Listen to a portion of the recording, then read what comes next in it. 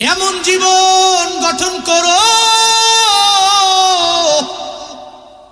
যেই জীবনে তুমি মইরা গেলে সবাই তোমার জন্য হাসবে না, বরং কান্না করবে। এলাকাতে মইরা গেলে বলতে পারে, হুজুর আমি এত সেলিব্রিটি না, আমার এত ঈমান নাই, আমি এত পরিমাণে মানুষের সামনে পরিচিত হতে পারি নাই, কিন্তু আপনার এলাকার মানুষেরা আপনারে ভালো করে চিনে, আপনার গ্রামের লোকেরাও চিনে, তাহলে আপনারা তো সবাই চিনে, এলাকার লোকেরা চিনে, গ্রামের লোকেরা চিনে। আপনার জানাজার মধ্যে এই মানুষগুলো গিয়াও যদি চোখের পানি ফেলায় কান্না করে, আপনার মরণের পরে কবরের পাশে দাঁড়াইয়া যদি আপনার জন্য দোয়া করে, সবাই যদি বলতে পারে এই মানুষটার মতো ভালো মানুষ আর কেউ নাই, যদি এতটুকুই বলতে পারে, এটাই তো আপনার জীবনের সফলতা, এটাই আপনার জীবনের সার্থকতা।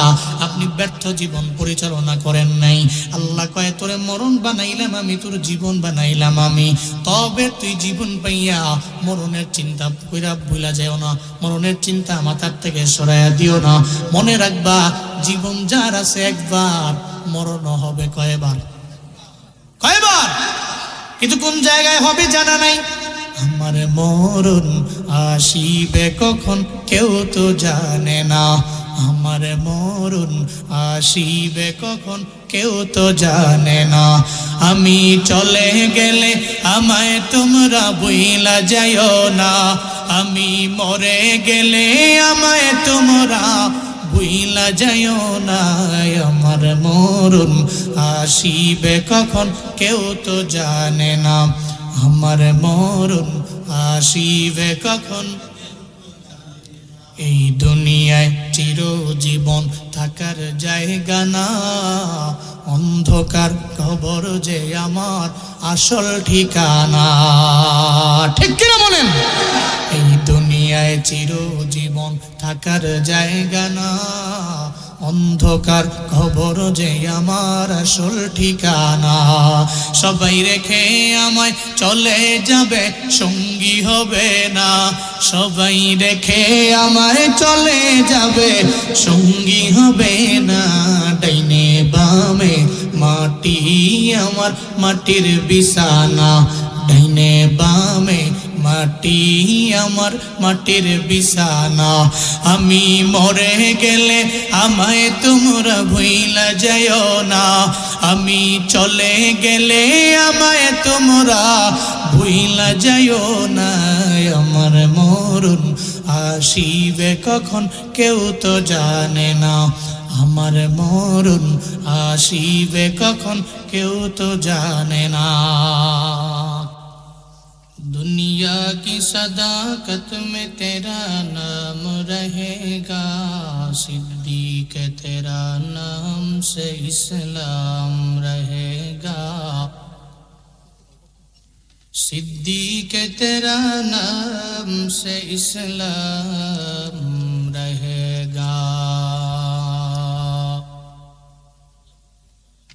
दुनिया की अदालत में तेरा नाम रहेगा, दुनिया की अदालत में तेरा नाम रहेगा, फारूक तेरा नाम से इस्लाम रहेगा, फारूक तेरा नाम से इस्लाम रहेगा।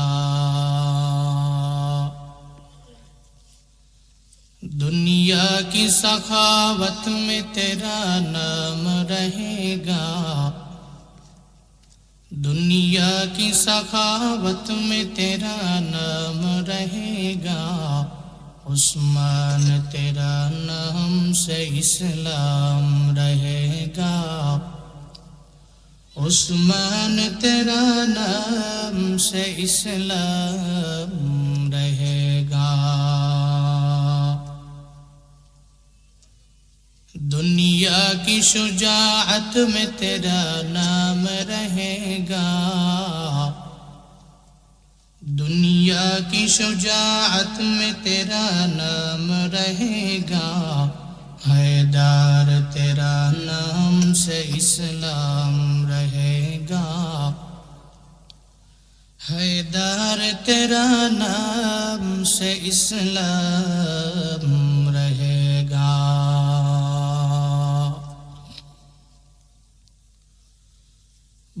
আঞ্জুমানে হেফাজতে ইসলাম যুব সংগঠন উদ্যোগে আয়োজিত 17তম বার্ষিক আজিম উশান ইসলামী মহাসম্মেলনের আজ 26শে ডিসেম্বর 2025 মোতাবাররক মজলিসের সম্মানিত সভাপতি 8 নং বুল্লা ইউনিয়ন পরিষদের সাবেক চেয়ারম্যান জনাব তাজউদ্দিন আহমদ টেনু সাহিব, আজকের মাহফিলের সম্মানিত সহসভাপতি জনাব মোহাম্মদ জিতু মিয়া সর্দার সাহিব, আলহাজ মাওলানা আব্দুল কাদির সাহিব, আজকের মাহফিলের সম্মানিত প্রধান অতিথি নবযুগের উদীয়মান তরুণ আলোচক, সুর সম্রাট খ্যাত আপনাদের মাধবপুরেরই কৃতি সন্তান, একজন গর্ব, একজন অহংকার, আপনাদের মদিনাতুল উলুম আশরাফিয়া মাদ্রাসার সম্মানিত প্রিন্সিপাল হযরত মাওলানা হাফেজ কারি শোয়েব আহমদ আশরাফি হাফিজাহুল্লাহ তাআলা ওয়া রাআহ। আজকের মাহফিলে কথা বলবেন সুমধুর কণ্ঠের অধিকারী হযরত মাওলানা মুফতি নাসির উদ্দিন আনসারী দামাত বরকাতুহুম ঢাকা। কথা বলবেন হযরত মাওলানা মুফতি আফতাবুজ্জামান মুস্তাফি সাহিব বাহুবলী হবিগঞ্জ সহ। আজকের মাহফিলে কথা বলবেন হযরত মাওলানা মুফতি আনোয়ার হুসাইন রাশিদি, কথা বলেছেন হাফেজ মাওলানা মুফতি দিদার হোসেন চৌধুরী হাফিজাহুমুল্লাহ তাআলা ওয়া রাআহ। আজকের মাহফিল পরিচালনা করছেন মাওলানা খায়রুল ইসলাম ফুকন সাহিব, হাফেজ কারি জিল্লুর রহমান আজাদি সহ আরো অনেকেই আজকের এই মাহফিলের আমন্ত্রিত উলামা, যাদের বয়ান আপনারা ইউটিউবে শুনেন, বাস্তবে দেখছেন।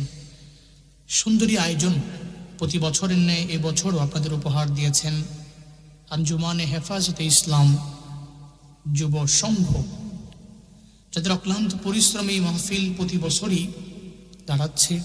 আপনারা এই মাহফিলে উপস্থিত হচ্ছেন 17তম বার্ষিক মাহফিল, এর মানে এর আগেই গত হয়েছে 16 বার। অনেকে উপস্থিত হতে পেরেছেন, অনেকে পারেন নাই, অনেকে এবছর প্রথম এসেছেন, নিয়ত করছেন ভবিষ্যতেও কন্টিনিউ আসবেন, অনেকে গত 2-3 বছর এসেছেন। বহু শ্রোতা এখানে আছে। শুরুতেই আমাকে একটু উচ্চ কণ্ঠে উচ্চ আওয়াজে জবাব দিবেন, সুন্দরী মজমাটি পেয়ে আপনারা খুশি না বেজার? খুশি হলে তো মানুষ হাসি দেয়, আপনাদের কারোর চেহারার মধ্যে কোনো হাসি নাই, কি বেজার নাকি আপনারা? এখন না ভালো লাগতেছে, হাসি দিলে বোঝা যায় যে উনি খুশি, উনি বলাও লাগে না। যেহেতু খুশি হয়েছেন তাহলে দোয়া করেন। আজকে মাহফিলের আয়োজন যারা করেছেন, আল্লাহ প্রত্যেককে দুনিয়া এবং আখিরাত উভয় জগতে কল্যাণকামীদের অন্তর্ভুক্ত বানিয়ে দেন। সকলেই পড়েন আমিন। এই যে মাহফিলে আসতে পারা, বসতে পারা, কিছু দিনই আলোচনা শুনতে পারা, বলতে পারা, এ সমস্ত কিছুর তৌফিক দাতাকে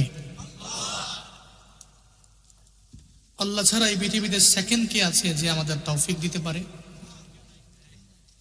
আছে? ওমা তৌফিকি ইল্লা বিল্লাহ।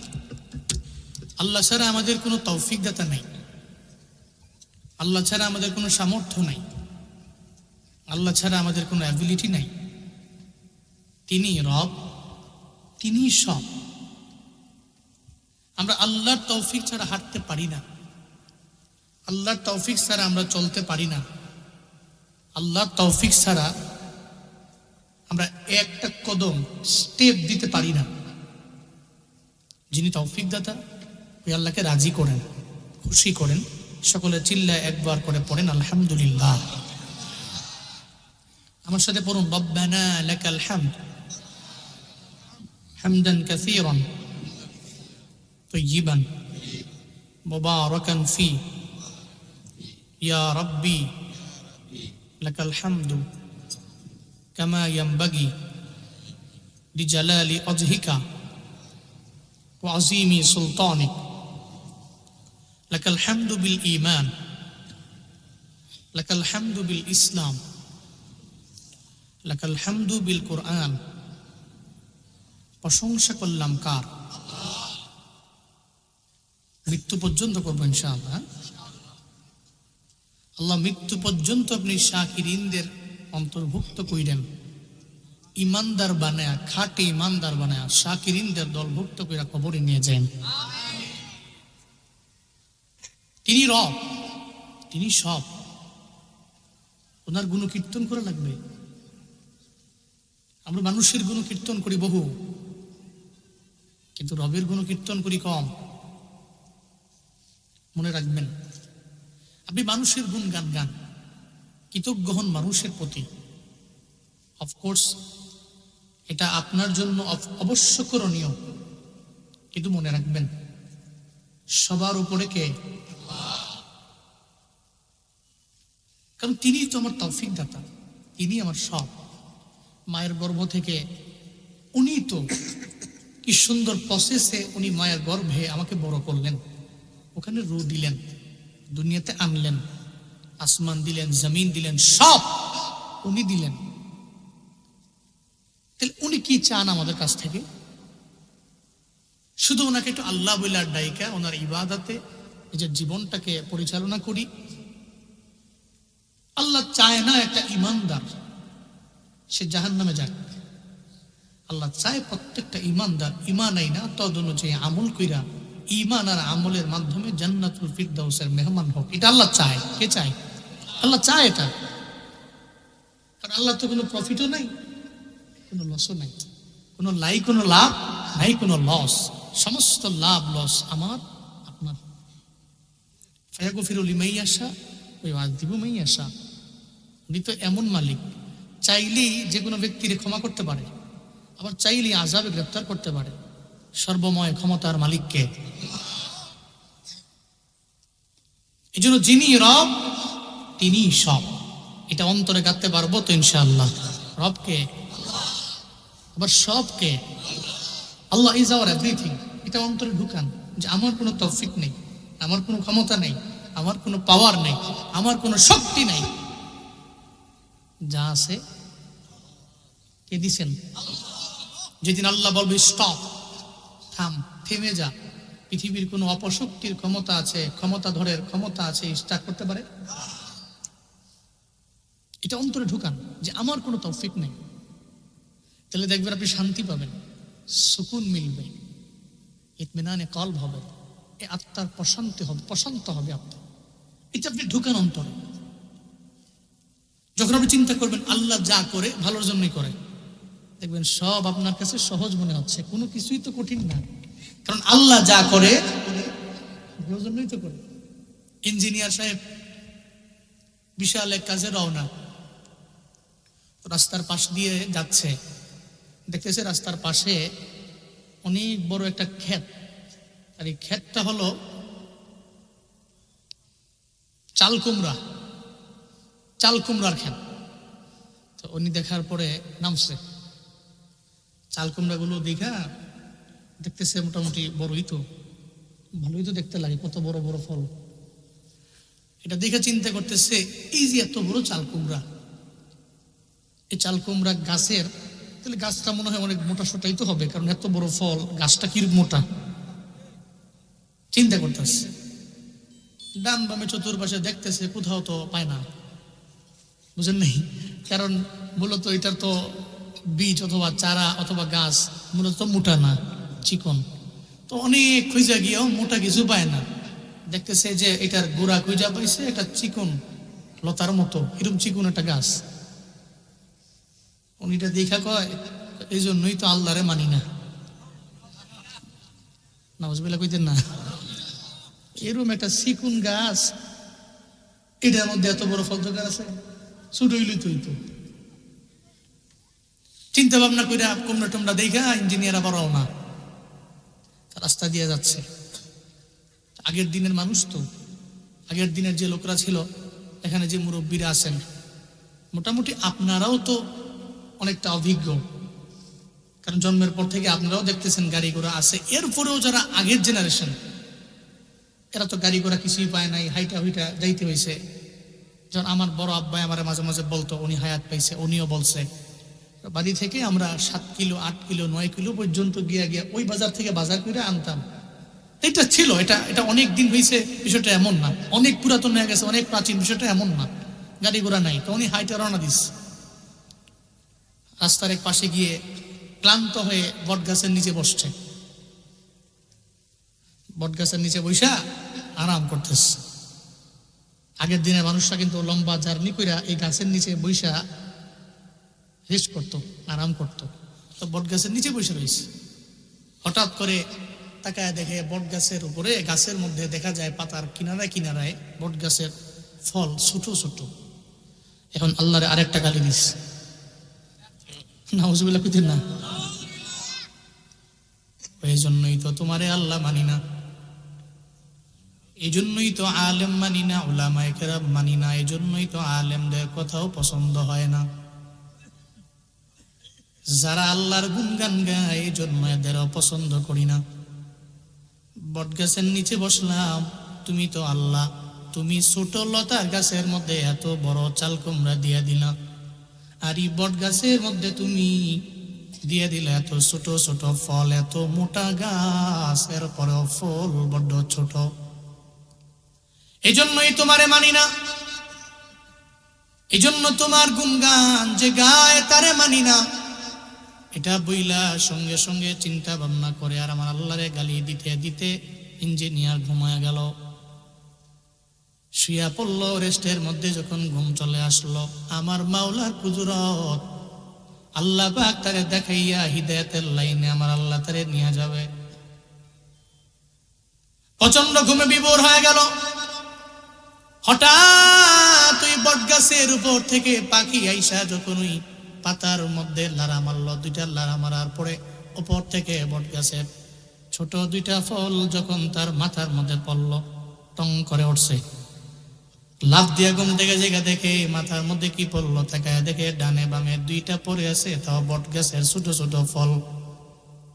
আল্লাহ কয়ে তোরে আমি হিদায়াত দিয়ে দিব। এই চিন্তা নিয়ে আমার আল্লাহ তারে এত বড় একটা পরীক্ষার মধ্যে ফেলাইলো।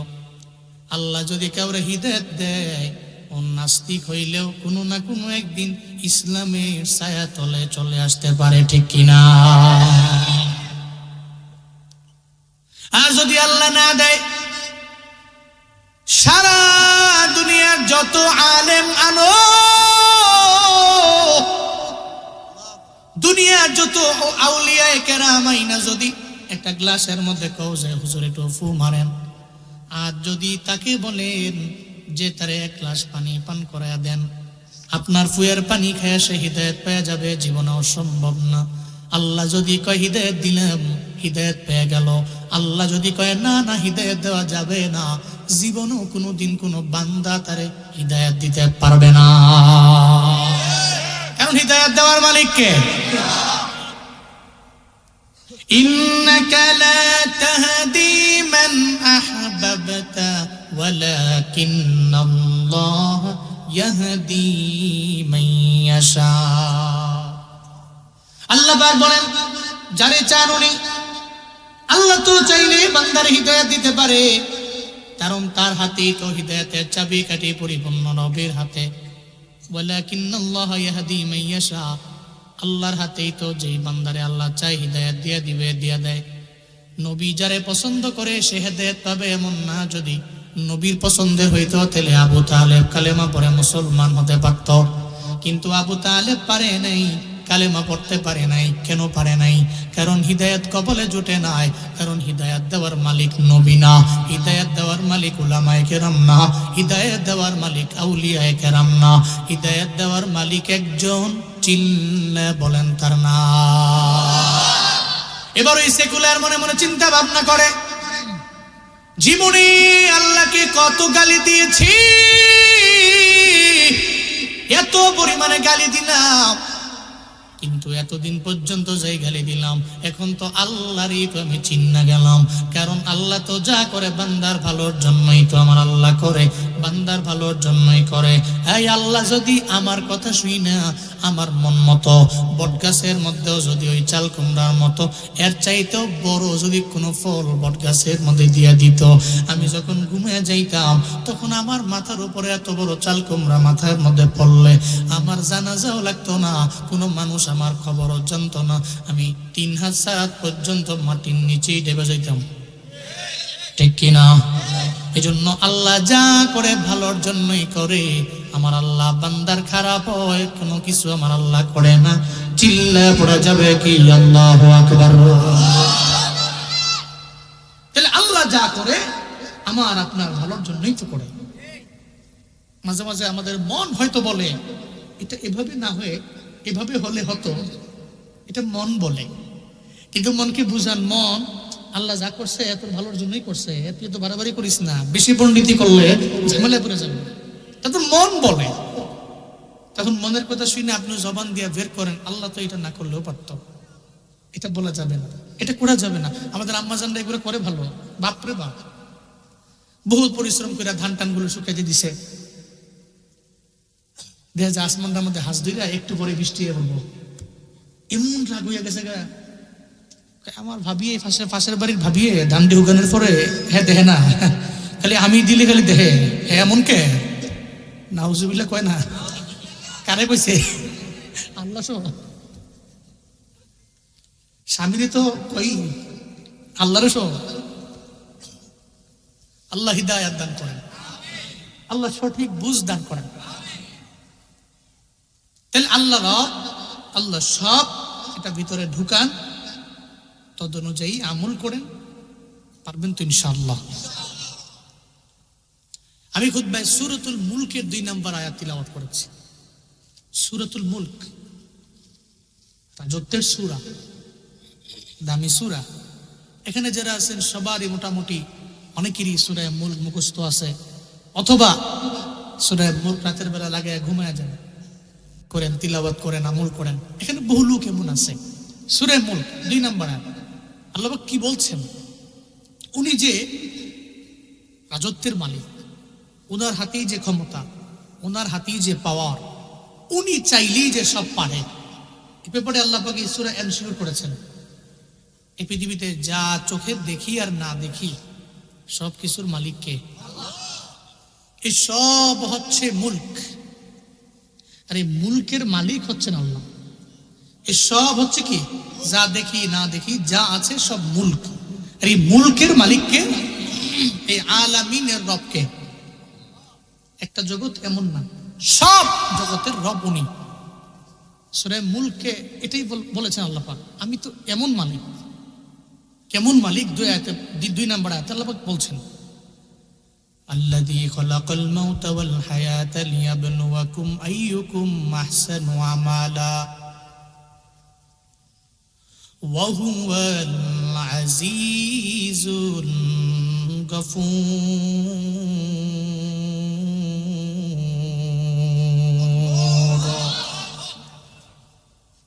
আল্লাহ পাক বলেন, আল্লাহ তো উনি যিনি বানাইলেন মরণ, আল্লাহ তো উনি যিনি বানাইলেন জীবন। মরণ বানাইলেন আল্লাহ, জীবন বানাইলেন আল্লাহ। আল্লাহ পাক বললেন, আগে বললেন মৌত আমি বানাইলাম, এরপরে আল্লাহ বললেন জীবন আমি বানাইলাম।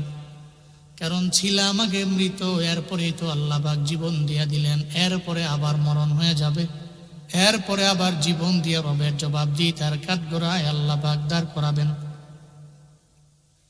কাইফা তাকফুরুনা বিল্লাহি ওয়া কুনতুম আমওয়াতান ফাহিয়াকুম সুম্মা ইউমীতুকুম সুম্মা ইউহয়ীকুম সুম্মা ইলাইহি তুরজাউন। চিল্লা জোরে পড়া যাবে কি আল্লাহু আকবার। আল্লাহ পাক বলেন, আল্লাহকে কেমনে অস্বীকার করো? ছিলাম মৃত্যু, আমি আল্লাহ তোমারে জীবন দিয়া দিলাম, এরপরে আবার আমি আল্লাহ তোমারে নিয়ে যাব, মরণ হয়ে যাবে, এরপর ওখান থেকে আমি আল্লাহ আবার উঠাবো, রবের দরবারে তোমার ফিরে যাওয়া লাগবে। আল্লাহ কয়, মরণ তো এই জন্যই আগে বানাইলাম, এরপরে জীবন। মনে রাখবা, যার জীবন আছে তার মরণ হয়ে যাবে। তবে বিড়ালের মতো মইরো না, সিংহের মতো গর্জন দিয়ে ইমান নিয়ে মইরা যাও।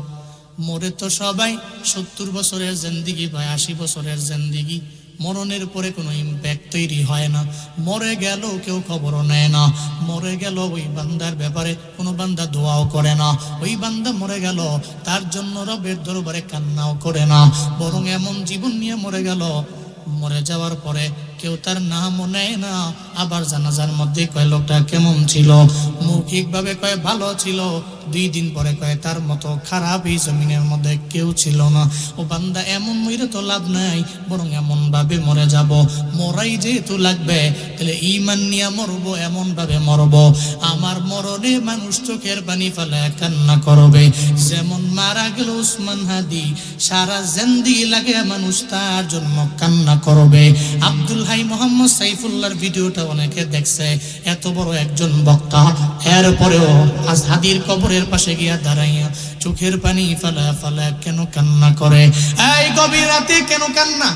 জানাজার মধ্যে লাখো লাখো মানুষের কেন কান্না? হাদি তো সবার রিলেটিভ না, আত্মীয় না, মারা গেল, সারা বাংলাদেশের মানুষেরা তার জন্য চোখের পানি ফেলা কেন কান্দে? কেন কান্দে জানোনি? এমন জীবন গঠন করে গেল, ও মরার পরে হাসে রে, দুনিয়ার মানুষেরা ওর জন্য কান্দে।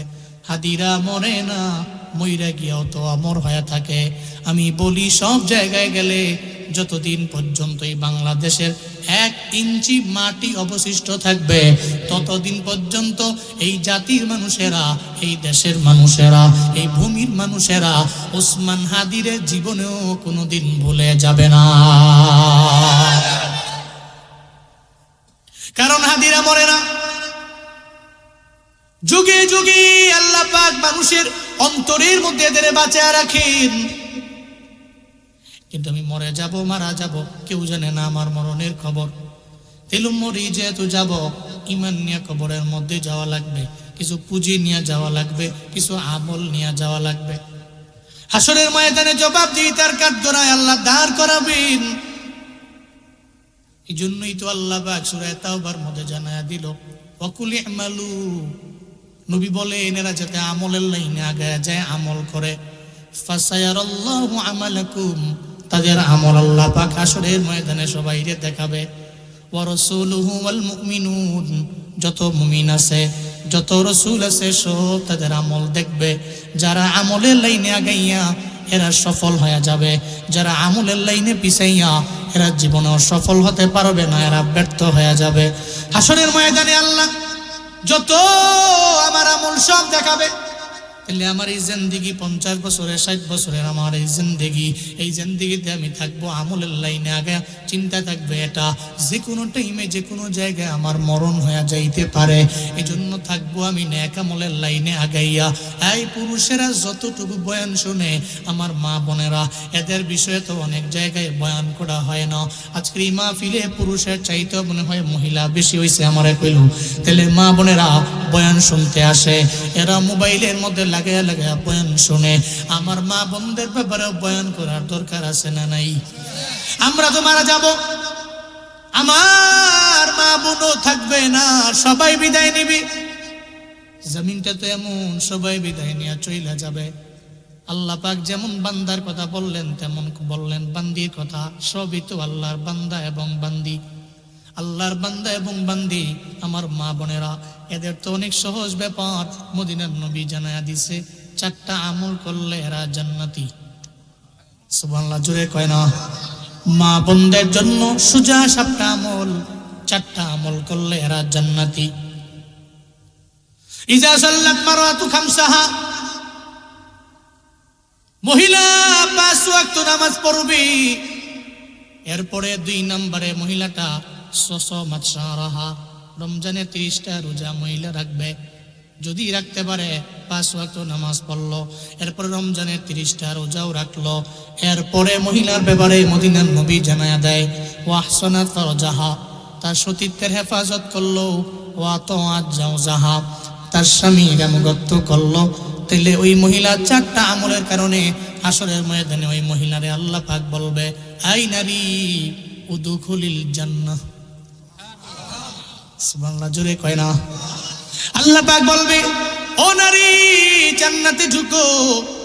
এটা বলার পরে সঙ্গে সঙ্গে নারী বলবে, আল্লাহ জান্নাতের দরওয়াজা 8টা, কোন দরওয়াজা দিয়া ঢুকমু? কোন দরওয়াজা দিয়া ঢুকমু?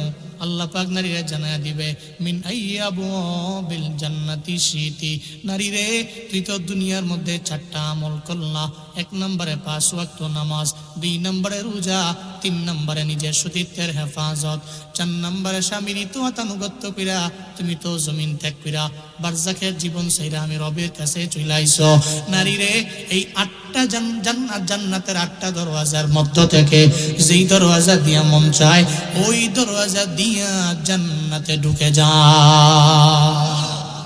আতিনা ফি দারে দুনিয়া না হাসান, আতিনা ফি দারে উকবা না হাসান, ইয়া গিয়াসাল মুস্তাগীসি নাহদিনা লফদিখার বিল উলুমে ওয়াল গিনা।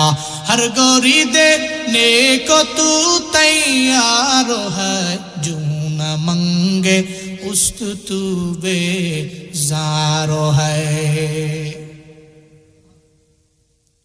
এই বললার আম্মা জানেরা,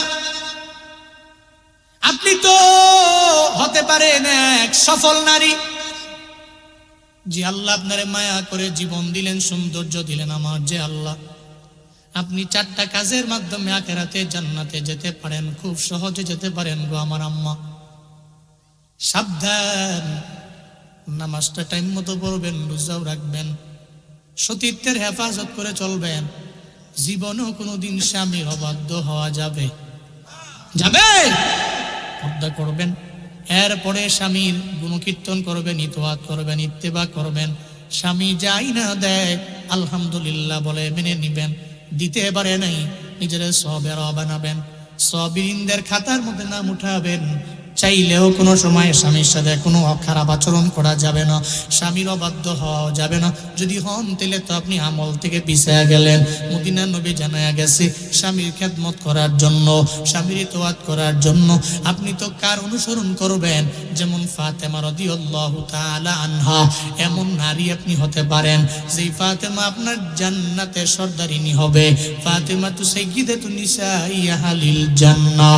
মদিনার নবী জানায়া গেছে, ফাতেমা আমার ফাতেমা আমার এমন কন্যা, সমস্ত জান্নাতি নারীদের সর্দারিনী হবে আমার ফাতিমা।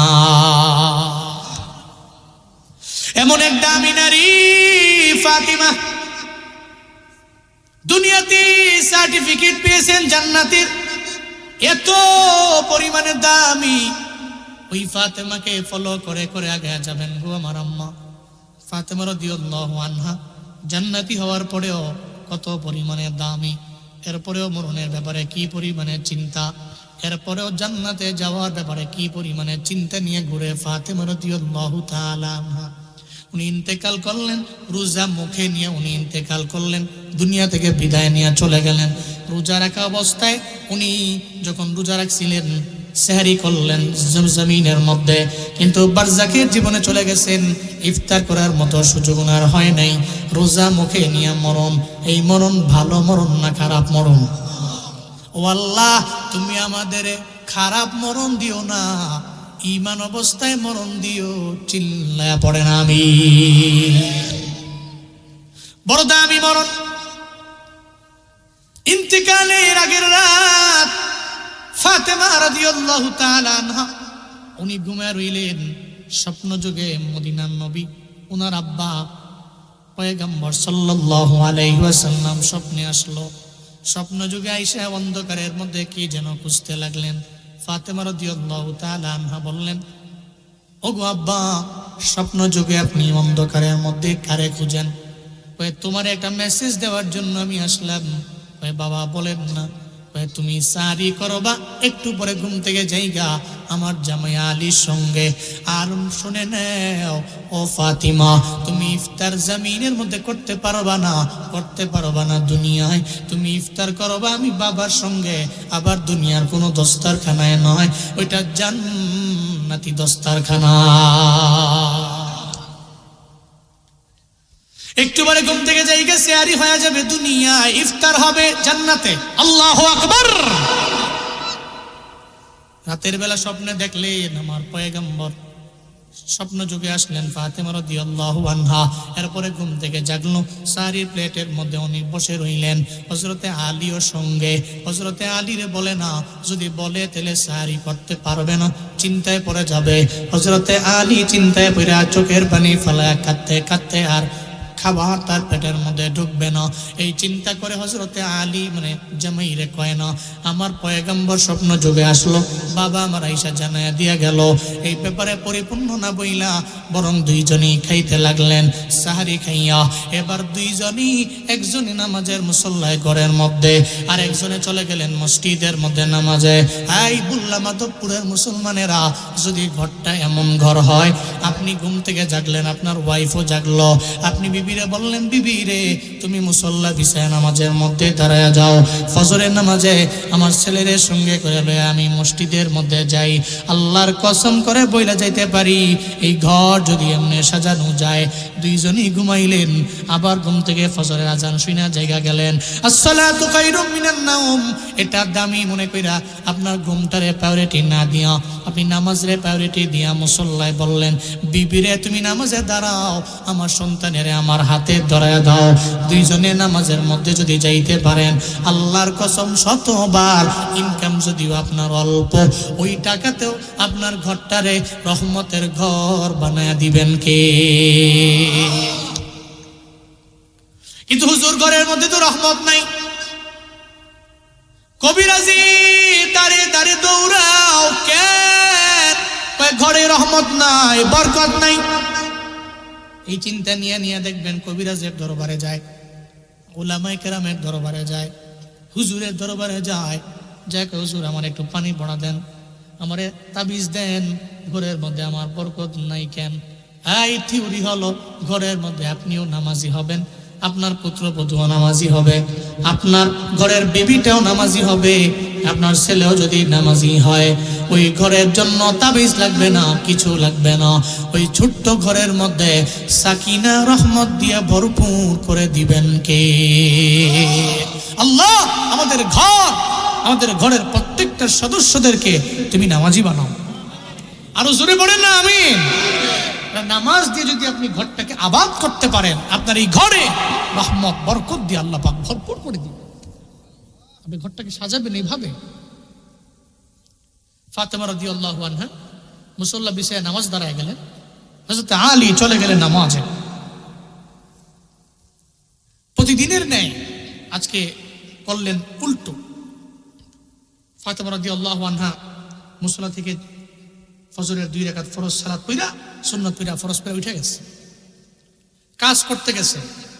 প্রথমত চলে গেলেন হাসান হুসাইন রাদিয়াল্লাহু তাআলা আনহুমা, এই দুইজনের যত কাপড় চোপড় আছে, এই সমস্ত কাপড় চোপড়গুলো ভিজায় দিলেন, ধুইবেন এই চিন্তা করে ভিজায় দিছে। শরীরের মধ্যে জ্বর আছে, উনি অসুস্থ, এরপরে গেলেন রান্নাঘরে গিয়া বড় একটা পাতিলার মধ্যে উনি পানি নিয়ে গরম করতে লাগলেন। অনেক বড় পাতিলা, অনেক পানি। এরপরে ফাতেমা রাদিয়াল্লাহু আনহা গেলেন খামির করবেন, বড় বল নিলেন, গামলা নিলেন, অনেকগুলো ময়দার খামির করতে লাগলেন। কাজ করতে চিন্তা করলেন যে কাজ করবেন 3টা। হযরত আলী রাদিয়াল্লাহু তাআলা আনহু উনি নামাজ শেষে ঘরে আসলেন। উনি আয়েশা দেখে মুসল্লার মধ্যে ফাতেমা রাদিয়াল্লাহু আনহা নাই। অবাক হয়ে গেলেন, চিন্তায় পড়ে গেলেন, আমার ফাতেমা জীবনেও কোনোদিন এমন হয় নাই, আমার ফাতেমা এমন না, আমার ফাতেমা তো অন্যরকম। যেদিন থেকে আমার ঘরে আইছে রে, সেদিন থেকে মুসল্লার মধ্যে ফজরের নামাজ পড়া, ইশরাকে নামাজ পড়ার পরে উঠছে, কোনোদিন দেখি নাই মুসল্লার মধ্যে ফজরের নামাজ পড়া উঠা গেছে, ইশরাক পড়ে নাই। আজকে এমন কি হয়ে গেল, কেন ফাতেমা আমার মুসল্লার মধ্যে নাই? স্বাভাবিক কোনো বিষয় না, এটা তো কেমন জানি আমার কাছে অস্বাভাবিক মনে হচ্ছে। হযরতে আলী দৌড়ে গেলেন, যা দেখতেছে ফাতেমা রাদিয়াল্লাহু আনহা বড় একটা বালতির মধ্যে কাপড় চোপড় ভিজাইছে হাসান হুসাইনের, জ্বর লইয়া এত পরিমাণে কষ্ট কইরা। এরপরে দেখে বড় একটা পাতিলার মধ্যে পানি গরম করতেছে। এত বড় পাতিলা, জীবনে কোনোদিন এত বড় পাতিলার মধ্যে অল্প কয়েকজন মানুষের জন্য এত পানি গরম করা লাগে না। উনি মনে চিন্তা ভাবনা করতে লাগলেন অস্বাভাবিক হবে, কোনো স্বাভাবিক কোনো বিষয় আজকে আমার ঘরের মধ্যে ঘটবে না। এরপরে তাকায় দেখে বড় একটা গামলা, বড় একটা বলের মধ্যে খামির করতে লাগলো। উনি তাও চিন্তায় পড়ে গেলেন, আজকেও তো এমন কোনো অস্বাভাবিক কারণ হবে, কারণ এত বড় গামলা, আবার এই গামলার মধ্যে এতগুলা ময়দা কেন খামির করতে লাগলো আমার ফাতিমা। উনি চিন্তায় পড়ে গেলেন, ফাতিমার দরবারে গেলেন, যে কয় ফাতিমা রে, কেন এমন হয়ে গেল? জীবনে কোনোদিন দেখি নাই ফজরের নামাজ পড়ার পরে তুমি ইশরাকের নামাজ না পড়ে উঠছো, আজকে কি এমন হয়ে গেল? তোমার পুরা বডিতেই জ্বর, আবার রোজা মুখের মধ্যে নিয়ে এত কষ্ট পরিশ্রম, এত সকাল সকাল তুমি কেন করতে লাগলা? তুমি কি আমার কাছ থেকে কোনো কিছু আড়াল করো নাকি? এবার ফাতেমা কয়, আর তো না বইলা থাকতে পারবো না। সঙ্গে সঙ্গে বলতে লাগলো, ও স্বামী আমার, গত রাতের বেলা আমার স্বপ্ন যুগে আমার বাবা আমার স্বপ্নে আসছিল, আমার এসব বইলে দিয়া গেছে, আমার বাবা আমার কইয়া গেছে তুমি আলীর সঙ্গে শাদি করবা, ইফতার করবা, আমি নবীর সঙ্গে বাবার সঙ্গে আবার জান্নাতি দস্তারখানায়। জীবনেও কোনোদিন শয়তান আমার বাবার সুরত ধারণ করতে পারে না, শয়তান আমার বাবার আকৃতি ধারণ করতে পারে না। আমার বাবা আসছে এতে কোনো সন্দেহ নাই।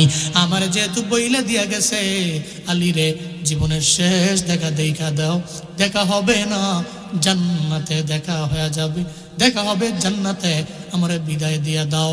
আমার বাবা স্বপ্ন যুগে আইছে রে, মনে হয় জীবনে কোনোদিন আমারে পাবা না, আমি ফাতেমারে আর দেখবা না, বিদায় দিয়ে দাও। আমার বাবায় যা বইলা গেছে জীবনে কোনোদিন এটা মিথ্যা হতে পারে না। আমার বাবা স্বপ্ন আইছে মানে শয়তান তোমার বাবার আকৃতি ধারণ করতে পারে না, তাহলে স্বপ্ন তো সত্য স্বপ্ন, আমারে বিদায় দেওয়া লাগবে। এটা বলার সঙ্গে সঙ্গে হযরতে আলী চোখ দিয়ে গড়ে গড়ে পানি পড়তে লাগলো। হযরতে আলী এমন স্বামী ছিল, এই ফাতেমা রাদিয়াল্লাহু আনহার জন্য এত পরিমাণে উনি কান্না করছে। উনার ইন্তেকালের পরে মরণ পর্যন্ত কবরের পাশে গিয়া দাঁড়াইয়া বিবির জন্য চোখের পানি ফালায়া ফালায়া কাঁদছে। কবরের পাশে গিয়া দাঁড়াইয়া ফাতেমাকে ডাইকা ডাইকা বলতো, ও ফাতিমা, যদিও তুমি আমার সামনে নাই, কিন্তু শুনে নাও, যদিও তোমার চক্ষু আমার সামনে নাই, যদিও তোমার বডিটা আমার সামনে নাই, কিন্তু মরণ পর্যন্ত আমার দিলে তুমি আসরে ফাতেমা। কবরের পাশে গিয়া দাঁড়াইয়া চোখের পানি ফালায়া ফালায়া কান্ত হযরতে আলী। হযরতে আলী কয়, ফাতিমা রে, তুমি এটা কি শুনাইলা আমারে? আমি কেমনে থাকবো তোমার একা ছেড়ে দিয়া, একা একা কেমনে জমিনের মধ্যে থাকবো, আমার তো বুঝে আসে না। চোখের পানি ফালায়া একটা ছোট বাচ্চা যেমন হাউমাউ করে কান্না করে, হযরতে আলী চোখের মধ্যে পানি, উনিও এমনি কান্না করতে লাগলো। এবার দুইজনে কান্না করে। ওদিকে হাসান আর হুসাইন খেলার মাঠ থেকে দৌড়ে যখন ঘরের মধ্যে আইছে, আসার পরে তাকায় দেখে মায়ও কান্দে, বাবাও কান্দে, কান্দে মায়, কান্দে বাবায়। সন্তান তো জীবনেও কোনোদিন এটা মাইনা নিতে পারে না। বাবার চোখে পানি, মায়ের চোখে পানি, এটা জীবনেও সন্তান মানতে পারে না। আপনারাই বলেন না, এটা কি মানা যায়? মানা যায় না। এই ময়দানে বহু মানুষ আছে রে, যাদের মা নাই, বাবা নাই, এরা তো মা বাবার প্রতি বড্ড দুর্বল। আপনার সামনে যদি আপনার মায়ের চোখের পানি ফেলা কান্না করে আপনি মায়ের বলবেন, মা বলবে, অবশ্যই বলবেন, মা তোমার চোখের পানি আমি বরদাস্ত করতে পারি না, আমায় বলো না। তুমি যদি আমারে বলো এই মুহূর্তে কোনো জায়গায় যাওয়ার জন্য আমি যাইতে পারি। আপনার মায়ের যদি কেউ ধমক দিয়া দেয়, আপনি তারে বলে দেন, তোর বিরুদ্ধে আমি যুদ্ধের ঘোষণা দিয়া দিলাম, আমি যুদ্ধের ডাক দিয়া দিলাম, সাবধান। আমার মায়ের উপরে কোনো ধমক দিয়া কথা বলতে পারবা না, আমার বাবার উপরে ধমক দিয়া কোনো কথা বলতে পারবা না, কারণ মায়ের কান্না সহ্য করা যায় না, বাবার কান্নাও সহ্য করতে পারে না সন্তানেরা। হাসান হুসাইন যায় আর কয়, ও মা, তুমি চোখের পানি ফালাইয়া কেন কান্না করো, আমায় বলো না। বাবার দরবারেও বলার পরে, বাবারে চোখের পানি ফালা কেন কান্না করেন, বলেন না। দুইজনের একজনেও বলে না, উল্টা ফাতেমা রাদিয়াল্লাহু আনহা জানায়া দিলেন, হাসান রে, হুসাইন রে, যাও নানার কাছে যাও। তোমরা তো যখনই আমার দরবারে আসো নানার দরবারে পাঠিয়ে দিই, নানার জীবদ্দশায় নানার সঙ্গে খেললা, আজও নানার দরবারে চলে যাও। বুঝায় টুজায় নানার দরবারে পাঠিয়ে দিছে। রওজায়ে তাহারের উপরে যাইয়া হাসান এবং হুসাইন রওজায়ে তাহারের উপরে খেলাধুলা করতে লাগলেন, নানার সঙ্গে কথা বলে, নানার সঙ্গে কথা বলে। এটা পর্যায়ে আমার নবী বলল, হাসান রে, হুসাইন রে, আজকে তো আমি নানার সঙ্গে কথা বলার সময় তোমাদের না, বাঁচলে অনেকবার আমার দরবারে আসতে পারবা, আমি নবীর সঙ্গে কথা বলতে পারবা, আমি নবীর সঙ্গে কথা বলতে পারবা। এখন সময় না রে গল্প করার, এখন যা জীবনের শেষ দেখা, মায়ের দেখা দে, জীবনে কোনোদিন আর ফাতেমা মারে জীবনে দেখতে পারবি না। আজকে ইফতারের আগেই মা বিদায় নিয়ে চলে যাবে, যা মায়ের দরবারে যা, বিদায় নিয়ে নে, মার চাঁদ মাখা চেহারাটা দেখানে জীবনেও কোনোদিন আর মা বলে ডাকতে পারবি না। এটা বইলা হাসান হোসেন দুইজনের যখন বিদায় করে দেয়, আই মনের মধ্যে প্রশ্ন জাগতে পারে, আমার নবী রওজা শরীফ থেকেও যে কথা বলতে পারে, এটা আশেকরা বুঝতে পারে, এটা আশেকরা এদের কর্ণ দিয়ে শ্রবণ করতে পারে। সত্যিকারের আশেক যদি হও, নবী রওজার পাশে যদি যাও, আমার নবীরে গিয়া যদি সালাম দাও, পয়গম্বর আমি বাংলাদেশের এক খাঁটি আশেক আপনার, আমি তো আপনার প্রেমে বড় পাগল পাড়া, আমি আপনার প্রেমে মাতোয়ারা, আমি আপনার সামনে হাজির হয়ে গেলাম। ও পয়গম্বর আপনার রওজা শরীফের পাশে এসে দাঁড়াইয়া আমি আপনারে সালাম দেই। আল্লাহর কসম, তুমি যদি সত্যিকারের কাটিয়া আশিক রাসূল হও, যদি তুমি নামে নামে না হও, যদি আমলে হও, সুন্নতে হও, সুন্নতের প্রিয়লা হও, নবীর সামনে গিয়া দাঁড়াইয়া আমার নবীরে যদি সালাম দাও, নবী তো হায়াতুন নবী, আমার নবী তো জিন্দা নবী, তুমি আমার নবীরে সালাম দিতে দেরি হয়ে যাবে, ওই কবরে রওজা আতহার থেকে আমার নবী সালামের জবাব দিতে দেরি করবে না, চিল্লা পড়া যাবে কি মারহাবা। আল্লাহ ওখানে গিয়া সালাম দেওয়ার মতো তৌফিক তুমি সবাইকে দান করো।